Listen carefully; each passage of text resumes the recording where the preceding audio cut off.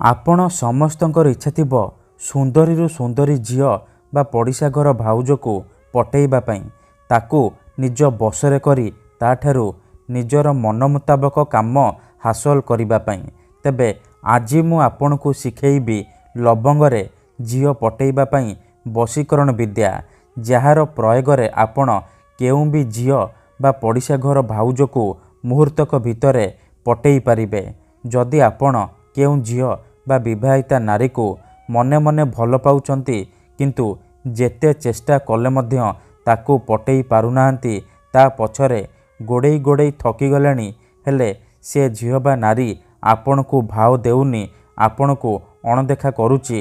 जदि आपण एही सबु समस्यार समाधान चाहुचंती से झियो बा नारी को पटेइबा को चाहुचंती ताकू निज प्रेम रे दीवानी करबा को चाहुचंती तेबे आजिर एही भिडियोटी आपणकर कामरे आसीबो।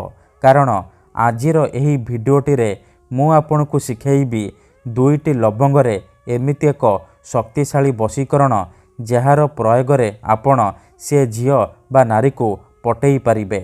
वर्ष वर्ष धरी भांगी जाइथिबा पुराना प्रेम को फेराई आनी पारिबे।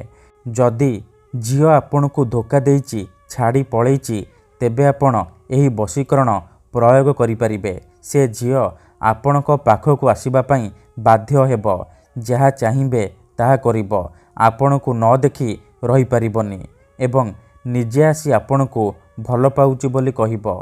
तेबे फ्रेंड्स एही वशीकरण करिबा सबुठारु सहज।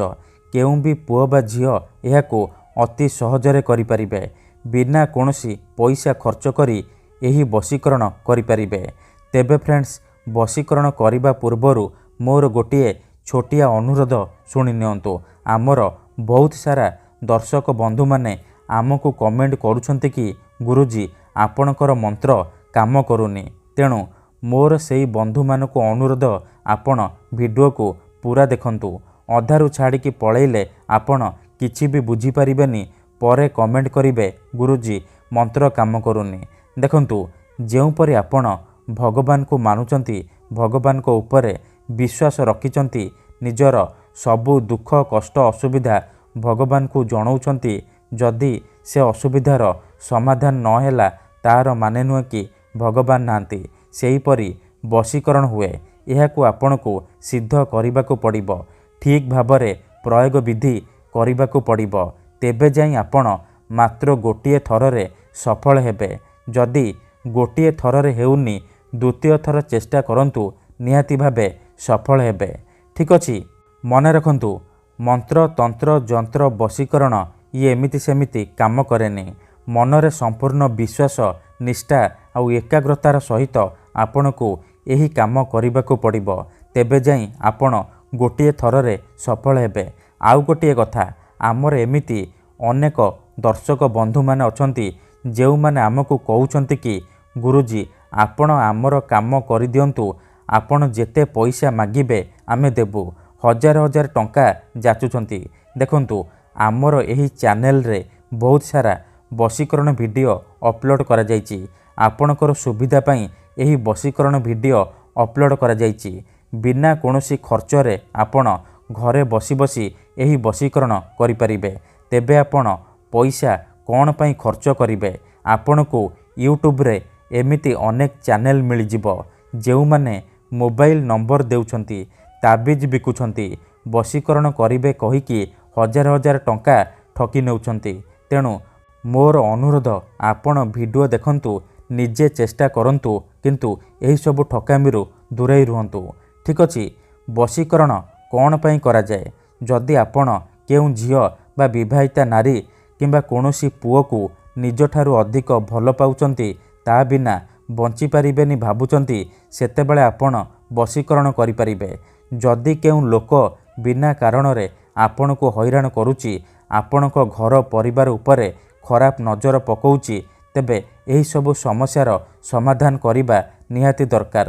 केते थर एमिति हेइथाय कि आमर शत्रु आमठारू पैसा रे आउ शक्ति रे बलवान हेइथाय, आउ आमे चाहिकी भी तार किछि करि पारु नाहु। एही परि परिस्थिति रे आपण वशीकरण करि परिबे। आमर तंत्र शास्त्ररू मु आज आपणको पई एमिति एक सहज ଘରୋଇ ବଶୀକରଣ ନେଇ ଆସିଛି। ଯଦି ଆପଣ ଏହାକୁ ସିଦ୍ଧ କରିଦେଲେ, ଠିକ୍ ଭାବରେ ପ୍ରୟୋଗ ବିଧି କରିଦେଲେ, ଆପଣ ଯାହାକୁ ଚାହିଁବେ ତାକୁ ନିଜ ବଶରେ କରିପାରିବେ। ଶତ୍ରୁକୁ ହାତ ମୁଠାରେ ରଖିପାରିବେ। ଆଉ ପସନ୍ଦ କରୁଥିବା ସୁନ୍ଦରୀ ଝିଅ ବା ଭାଉଜକୁ ବଶରେ କରି ତାଠାରୁ କିଛି ବି କାମ ହାସଲ କରିପାରିବେ। ତେଣୁ ଫ୍ରେଣ୍ଡସ୍, ମୋର ଅନୁରୋଧ, ଏହାକୁ ଆପଣ ଭାବିଚିନ୍ତି ପ୍ରୟୋଗ କରିବେ। ମନରେ କୌଣସି ଖରାପ ଉଦ୍ଦେଶ୍ୟ ରଖି ଏହାକୁ ପ୍ରୟୋଗ କରିବେନି। ଯଦି ସେ ଝିଅକୁ ସତରେ ଭଲ ପାଉଛନ୍ତି, ତାକୁ ବିବାହ କରିବାକୁ ଚାହୁଁଛନ୍ତି, ତେବେ ଆପଣ ଏହି ବଶୀକରଣ ପ୍ରୟୋଗ କରିବେ। କାହିଁକି ନା ମାତ୍ର ଥରେ ବଶୀକରଣ ହେବା ପରେ ସେ ଝିଅ ସମ୍ପୂର୍ଣ୍ଣ ରୂପେ ଆପଣଙ୍କର ବଶରେ ହୋଇଯିବ। ଆପଣଙ୍କ ପ୍ରେମରେ ଦିବାନୀ ହୋଇଯିବ। ପାଗଳି ପରି ଆପଣଙ୍କୁ ଭଲ ପାଇବାକୁ ଲାଗିବ ଏବଂ ଆପଣ ଯାହା ଚାହିଁବେ ସିଏ କରିବ। କୌଣସି ପ୍ରକାର ବାଧା ଦେବ ନାହିଁ। ଠିକ୍ ଅଛି। ତେଣୁ ଯଦି ଆପଣ ଏହି ବଶୀକରଣ କରିବାକୁ ଚାହୁଁଛନ୍ତି, ସେ ଝିଅ ବା ନାରୀକୁ ପଟେଇବାକୁ ଚାହୁଁଛନ୍ତି, ତାକୁ ବଶରେ କରି ତାଠାରୁ ନିଜର ମନ ଚାହୁଁଥିବା କାମ ହାସଲ କରିବାକୁ ଚାହୁଁଛନ୍ତି, ତେଣୁ ମୋର ଆପଣମାନଙ୍କୁ ଅନୁରୋଧ କି ଆପଣ ଭିଡ଼ିଓଟିକୁ ପୁରା ଦେଖିବେ। ତେବେ ଯାଇକି ଆପଣ ସମ୍ପୂର୍ଣ୍ଣ ପ୍ରୟୋଗ ବିଧି ଜାଣିପାରିବେ। ଠିକ୍ ଅଛି।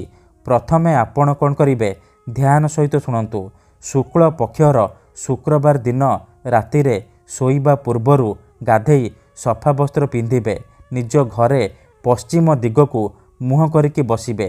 ତାପରେ ଆପଣ 2ଟି ଲବଙ୍ଗ ଆଉ ଯେଉଁ ଝିଅ ବା ନାରୀକୁ ବଶରେ କରିବାକୁ ଚାହୁଁଛନ୍ତି ତାର ଗୋଟିଏ ବାଳ ଆଣିବେ। ଠିକ୍ ଅଛି।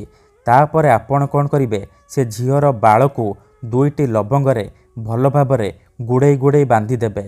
ଦେଖନ୍ତୁ, ମୁଁ ଆପଣଙ୍କୁ ଆଉ ଥରେ କହି ରଖୁଛି, ଏହି ବଶୀକରଣର କୌଣସି ପ୍ରକାର କାଟ ନାହିଁ। ତେଣୁ ଏହାକୁ ଆପଣ ଭାବିଚିନ୍ତିକି ପ୍ରୟୋଗ କରିବେ। ଦେଖନ୍ତୁ, ଝିଅର ବାଳକୁ ଲବଙ୍ଗରେ ବାନ୍ଧି ସାରିବା ପରେ ଆପଣ 2 ମିନିଟ୍ ସେ ଝିଅ ବା ନାରୀ ବିଷୟରେ ଭାବିବେ। ତାର ନାମ କହିବେ, ତାପରେ ସେ ଲବଙ୍ଗରେ ଫୁଙ୍କିଦେବେ।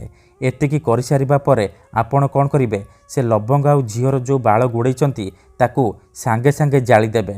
ଦେଖନ୍ତୁ, ଲବଙ୍ଗ ଜଳି ସାରିବା ପରେ ବାକି ଯାହା ପାଉଁଶ ବଳିକି ରହିବ, ଆପଣ ତାକୁ କ'ଣ କରିବେ, ନିଜ ପକେଟରେ କିମ୍ବା ମନି ପର୍ସରେ ରଖିଦେବେ। ଗ୍ୟାରେଣ୍ଟି ଦେଉଛି, ଯେଉଁ ଝିଅ ବା ନାରୀ ପାଇଁ ଆପଣ ଏହି ବଶୀକରଣ କରିଥିବେ, ସିଏ ଆପଣଙ୍କ ଆଡ଼କୁ ଆକର୍ଷିତ ହେବାକୁ ଲାଗିବ। ଯାହା ଚାହିଁବେ ତାହା କରିବ। ଧନ୍ୟବାଦ।